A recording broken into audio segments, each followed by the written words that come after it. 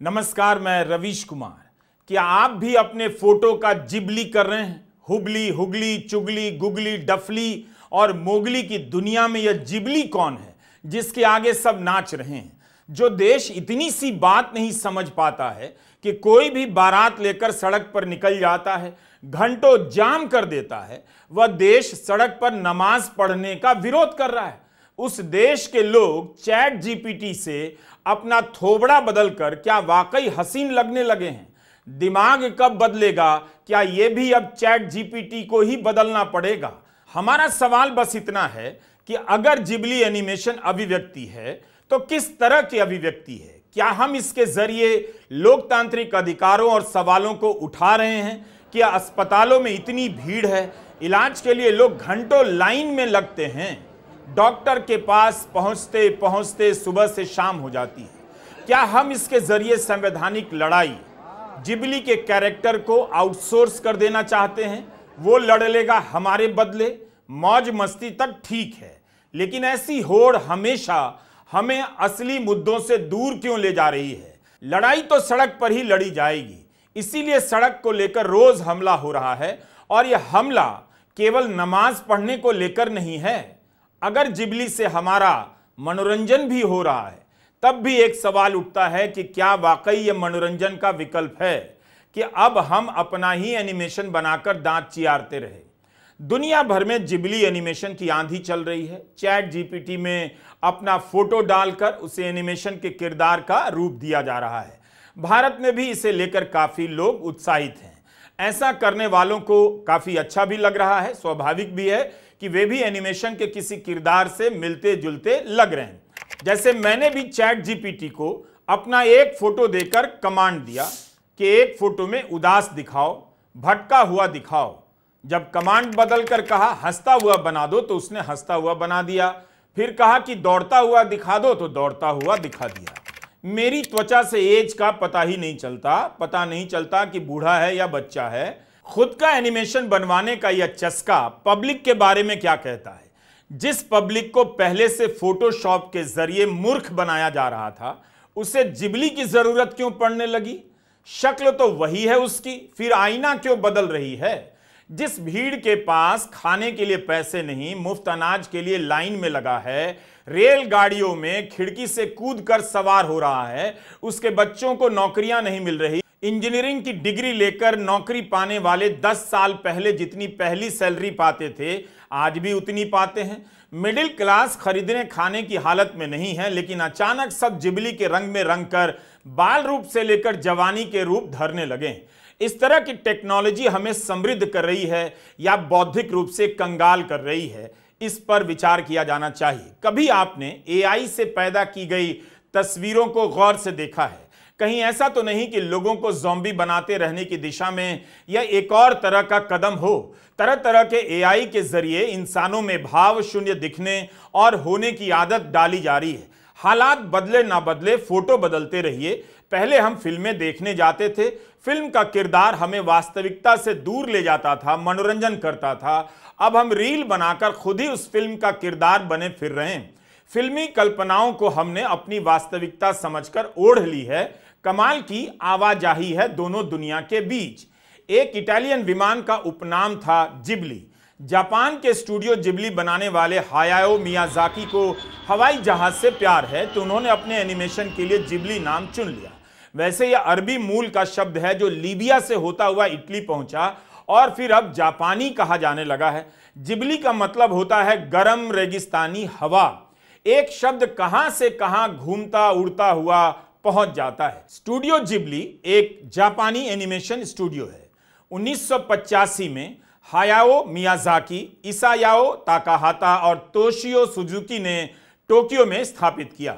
इस स्टूडियो ने एनिमेशन के जरिए बेहतरीन किरदार गढ़े, भावनाओं को उभारा और समझी जा सकने वाली सुंदर दुनिया की कल्पना पेश की। Spirited Away, Grave of the Fireflies, My Neighbour Totoro, Princess Mononoke, House Moving Castle जैसी शानदार फिल्में बनाई हैं। स्पिरिटेड अवे को 2001 में ऑस्कर भी मिला है। फोटोशॉप की दुनिया कुछ कुछ चैट जीपीटी के जिबली जैसी थी। किसी के फोटो को कहीं से उठाकर किसी और जगह पर बिठाकर नए नए किस्म के झूठ तैयार किए गए और भारत में झूठ की भूख इतनी ज्यादा बढ़ गई कि जल्दी जल्दी लोग फोटोशॉप से अपना पेट और दिमाग भरने लग गए। 2014 में प्रधानमंत्री मोदी के सत्ता शिखर पर पहुंचते ही उनकी पार्टी के आईटी सेल ने फोटोशॉप को अपना हथियार बना लिया। फोटोशॉप को लेकर इतिहास को बदला जाने लगा और कई सारे खतरनाक झूठ रचे गए। 2019 में सिलीगुड़ी में फोटोशॉप की मदद से चलाया जाने लगा कि प्रधानमंत्री मोदी की रैली में 10 लाख लोग आ गए। बाद में सच्चाई सामने आई। ऐसा ही प्रोपेगेंडा त्रिपुरा चुनाव के समय किया गया, लेकिन फैक्ट चेकर ने पकड़ लिया कि प्रधानमंत्री मोदी से ज्यादा यह फोटोशॉप का कमाल है। 2017 में बीजेपी आईटी सेल पश्चिम बंगाल के सचिव तरुण सेनगुप्ता को फोटोशॉप की गई फोटो और वीडियो पोस्ट करने के लिए गिरफ्तार कर लिया गया। इनमें एक मुसलमान पुलिस अफसर को एक हिंदू को पीटते दिखाया गया था। बीजेपी के विरोधियों ने भी फोटोशॉप का इस्तेमाल किया है, लेकिन प्रसार और प्रचार में बीजेपी सबसे आगे निकल गई। तो क्या फोटोशॉप से झूठ गढ़ने की टेक्नोलॉजी अब काम की नहीं रही? ट्विटर पर ग्रॉक बीजेपी के आईटी सेल के तमाम दावों की पोल खोल रहा है। प्रधानमंत्री मोदी के झूठ गिनाए जा रहा है। फोटोशॉप के जरिए फोटो बदलकर झूठ फैलाने का तंत्र आईटी सेल का था, यानी वो सप्लायर था। बाकी आप लोग यानी जनता, डिस्ट्रीब्यूटर और कंज्यूमर एक साथ हो गई। अब जिबली से आप एनिमेशन भी बना सकते हैं और उसका वितरण भी कर रहे हैं। इसमें एक अंतर है। चैट जीपीटी कई बार फोटो में कुछ जोड़ने से मना कर देता है, कहता है कि यह उसकी नीति के खिलाफ है, मतलब याद दिला रहा है कि कॉपीराइट और कंटेंट की नीति की जरूरत उसे भी पड़ती है। पब्लिक को भी इन बातों का ध्यान रखना चाहिए। जैसे चैट जीपीटी से कहा गया कि सड़क पर नमाज पढ़ने या कांवड़ यात्रा का एनिमेशन बना दीजिए, तो साफ इनकार कर दिया और कहा कि यह हमारे कंटेंट नीति के खिलाफ है, हम नहीं बनाएंगे।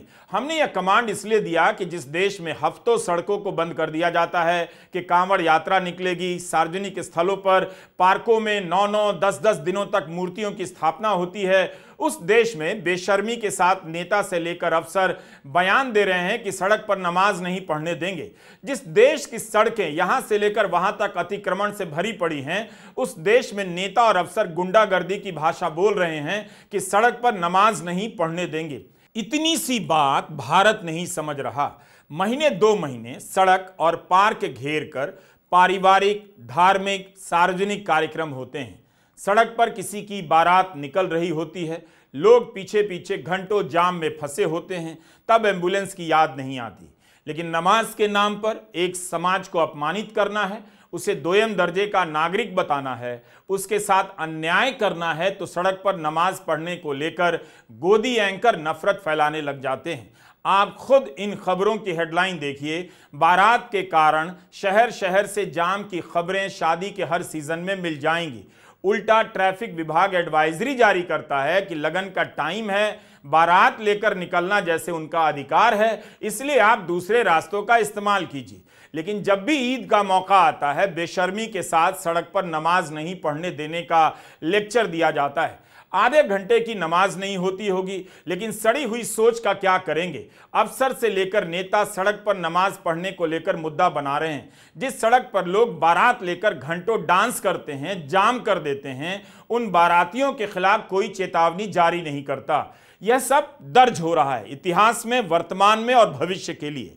आप कितना भी जिबली बनवा लें, कितना भी डफली बजवा लें और कितनी भी चुगली कर लें, जिबली से आप अपना बैकग्राउंड बदल सकते हैं, थोबड़े का हुलिया बदल सकते हैं, लेकिन दिमाग में जो कूड़ा भरा जा रहा है वो जिबली से नहीं बदलेगा। वो बदलेगा गलत को गलत कहने से और देखने से। सड़क पर नमाज को लेकर घृणा करने वाले क्या बारात को राष्ट्रीय कर्तव्य समझते हैं कि 2-2 घंटे तक बैंड बाजा रोककर डांस किए जा रहे हैं? जिबली आने से आपका क्या बदल रहा है? फौरी मनोरंजन के अलावा क्या आपका विवेक बेहतर हो रहा है? इंटरनेट की दुनिया में समय समय पर ऐसी आंधियां चलती हैं ताकि जो भारतीय 5-5 घंटे स्मार्टफोन में बिता रहे हैं, वे कुछ और घंटे बिताने लग जाएं और काम की चीजें पढ़ना छोड़कर फालतू की चीजों में व्यस्त हो जाएं। फालतू की चीजें ना हो तो सोचिए आप काम की चीजों को लेकर बात करने लग जाएंगे, और खतरा किसे होगा? भारत सरकार के माई गव इंडिया के इंस्टाग्राम पर प्रधानमंत्री मोदी की तरह तरह की जिबली फोटो डाल दी गई। ऐसे ही जगत में प्रधानमंत्री के फोटो की भरमार है, लेकिन यहां वे अलग अलग मुद्राओं में एनिमेशन के रूप में देखे जा सकते हैं। इस मामले में प्रधानमंत्री मोदी थोड़े अलग हैं। 2014 में प्रधानमंत्री पद के दावेदार के रूप में जब चर्चा चली तो उसी समय बाल नरेंद्र नाम से एक कार्टून स्ट्रिप की किताब आ गई। इस किताब में प्रधानमंत्री मोदी के बाल रूप को कार्टून स्वरूप में गढ़ दिया गया और वे मगरमच्छ के बच्चे के मुंह से गेंद निकाल कर दिखाए गए। 10 साल प्रधानमंत्री रहने के बाद स्टूडियो जिबली ने बाल नरेंद्र वाले कार्टून स्ट्रिप को विकसित नरेंद्र वाले एनिमेशन में बदल दिया है। दरअसल बदला कुछ भी नहीं। प्रधानमंत्री मोदी ने अपने प्रचार में कार्टून का इस्तेमाल किया तो अब उनकी सरकार एनिमेशन में उन्हें ढालकर नया कर रही है। बाकी पब्लिक के हालात कहां बदले, उसके पास प्रधानमंत्री से पूछने के लिए हजार सवाल हैं कि हमारी आर्थिक स्थिति क्यों खराब है, प्रधानमंत्री प्रेस कॉन्फ्रेंस क्यों नहीं कर रहे, लेकिन पब्लिक के बीच से गायब भी नहीं हो रहे, या कोई नोट नहीं करता कि बिना जवाब दिए सवालों का सामना किए हुए पब्लिक के बीच प्रधानमंत्री मोदी हर पल बने रहते हैं। पहले नेता के पास जवाब नहीं होता था तो पब्लिक के बीच जाने से कतराता था। अब नहीं होने पर भी अपना फोटो, अपनी रील, अपना कार्टून, अपना एनिमेशन ठेले जा रहा है और जनता नाराजगी छोड़कर उस एनिमेशन से खेलने लग जाती है। स्टूडियो जिबली बनाने वाले हायाको मियाजाकी का ही कहना है कि आर्टिफिशियल इंटेलिजेंस मानव जीवन की ही तौहीन है, बेइज्जती है और एआई से ही हम उनके कार्टून के किरदारों की नकल में अपनी तस्वीरें बनवा रहे हैं। क्या इंसान को अब अपनी गरिमा की समझ नहीं रही? रंग करने वाली पेंसिलें, water colour, eraser, stop watch, यही सब हायाओ मियाजाकी की मेज पर देखा था फाइनेंशियल टाइम्स के निकोलस रैपोल्ड ने। दिसंबर 2023 के अपने इस लेख में मियाजाकी की मेज का इस तरह से बयान करते हैं, यानी मियाजाकी अपनी कल्पनाओं को एआई के जरिए नहीं गढ़ते बल्कि सदियों पुरानी तरकीब ही आजमाते हैं। यही जिबली के औजार हैं, यंत्र हैं। इन्हीं के मदद से यह कलाकार 40 साल से कॉमिक से लेकर एनिमेशन फिल्में तक बना रहा है। सादे कागज पर पेंसिल से किरदारों को उकेरते हैं, रेखाओं को मिटाते हैं, ठीक करते हैं और रंग भरते हैं, तब जाकर एनिमेशन बनता है। संदेश साफ है कि मियाजाकी की तरह सफल होना है तो अपना वक्त आप मेज पर बिताइए, कागज, कलम और किताब के साथ। मियाजाकी का काम हाथ का काम है, दिमाग का काम है, घंटों धीरज का काम है।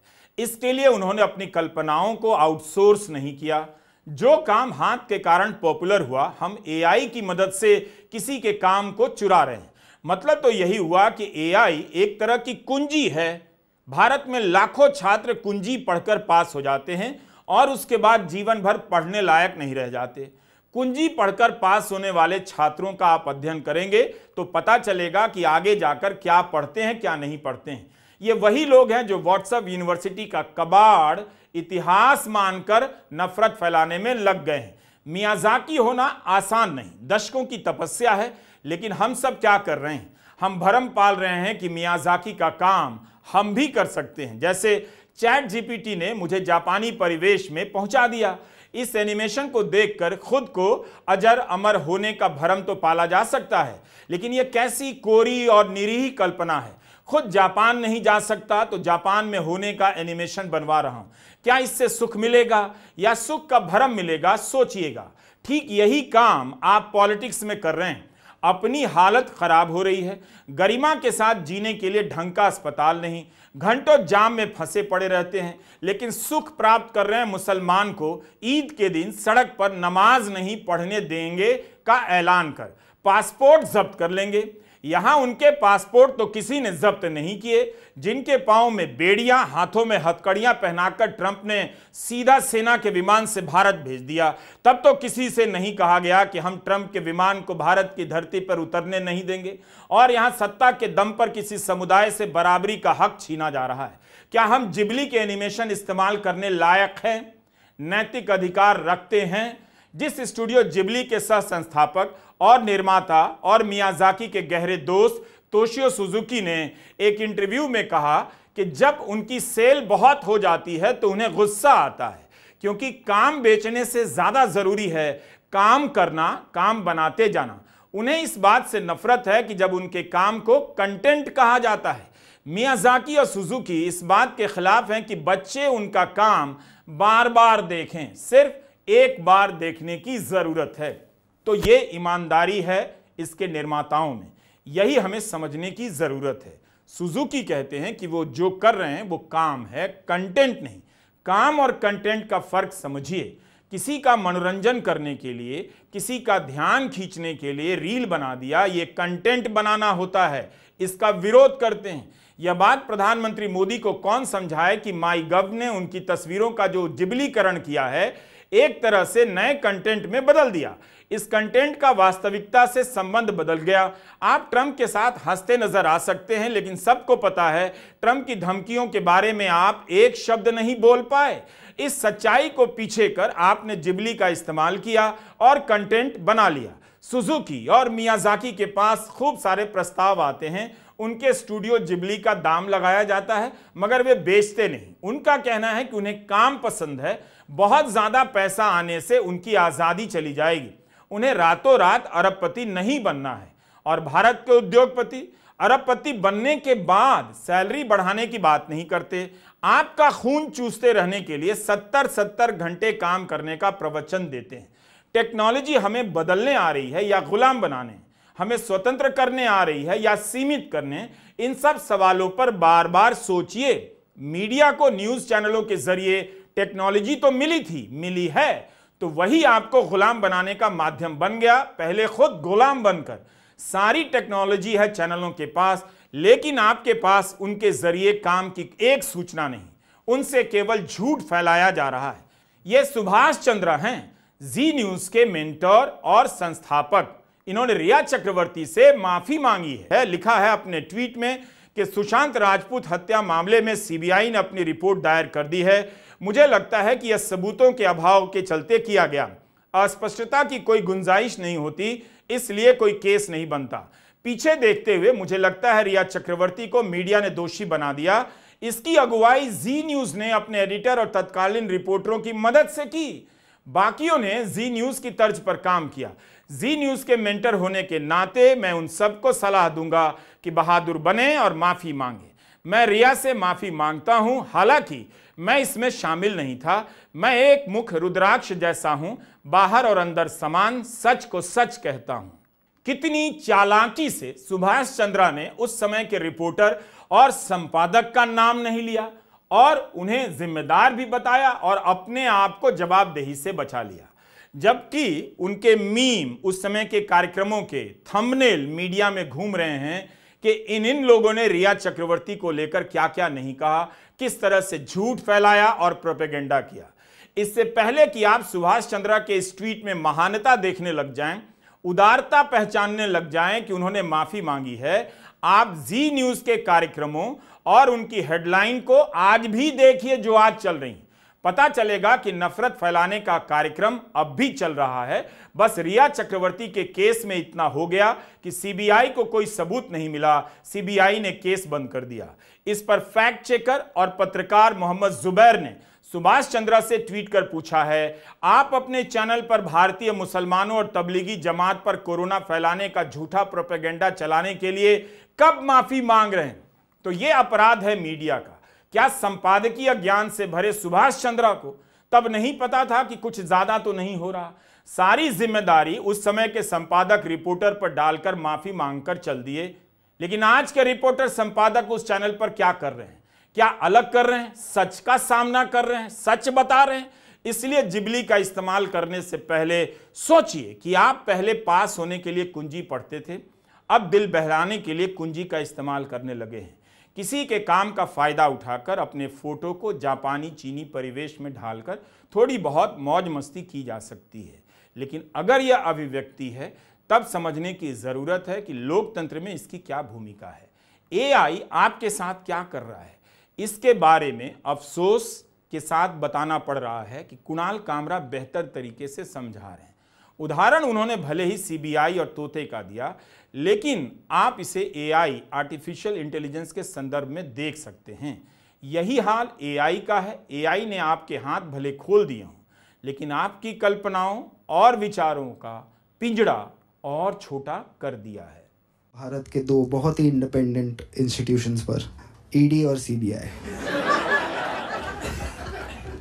पहले जज बोलता था पिंजरे में बंद तोता और मैना है, फिर मोदी जी आए 2014 में, विराट हिंदू, उन्होंने बोला ये क्या है, हमने इनको बंद क्यों कर रखा है, हाथ क्यों बंद है इनके, खोलो इनको, हाँ पिंजरा मत खोलो, हाथ खोलो बस।